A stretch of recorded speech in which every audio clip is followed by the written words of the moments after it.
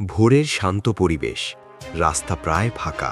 একটি pickup van তরমুজ বোঝাই করে এগিয়ে যাচ্ছিল গন্তব্যের দিকে, কিন্তু কয়েক সেকেন্ডের এক দুর্ঘটনা সবকিছু বদলে দিল মুহূর্তেই। বাংলাদেশের ফরিদপুর জেলায় ঘটে গেছে এক মর্মান্তিক সড়ক দুর্ঘটনা।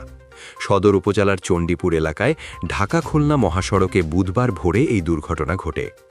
তরমুজ বোঝাই একটি পিকআপ ভ্যান নিয়ন্ত্রণ হারিয়ে রাস্তার পাশের একটি গাছের সঙ্গে সজোরে ধাক্কা লাগে। দুর্ঘটনাটি এতটাই ভয়াবহ ছিল যে ঘটনাস্থলেই প্রাণ হারানো এক ব্যবসায়ী। নিহত ব্যক্তির নাম মোহাম্মদ ইউসুফ আলী শেখ। তিনি রাজবাড়ী সদর উপজেলার খানখানাপুর নতুন বাজার এলাকার বাসিন্দা ছিলেন। জানা গেছে, ভোরবেলা ফরিদপুর থেকে তরমুজ নিয়ে তিনি রাজবাড়ির দিকে যাচ্ছিলেন। সবকিছুই ঠিকঠাক চলছিল, কিন্তু হঠাৎ করেই চালক পিকআপের নিয়ন্ত্রণ হারিয়ে ফেলেন। মুহূর্তের মধ্যেই গাড়িটি রাস্তার পাশে থাকা একটি গাছের সঙ্গে ধাক্কা খায়। ধাক্কার তীব্রতায় পিকআপের সামনের অংশ দুমড়ে মুচড়ে যায়। এই দুর্ঘটনায় ঘটনাস্থলে ইউসুফ আলীর মৃত্যু হয়। এই ঘটনায় আরও একজন মোহাম্মদ আতিয়ার গুরুতর আহত হন। তাকে দ্রুত উদ্ধার করে ফরিদপুর মেডিকেল কলেজ হাসপাতালে ভর্তি করা হয়েছে। দুর্ঘটনার পর একটি হৃদয় বিদারক দৃশ্য দেখা যায়। পিকআপে থাকা শতাধিক তরমুজ পুরো মহাসড়কে ছড়িয়ে পড়ে।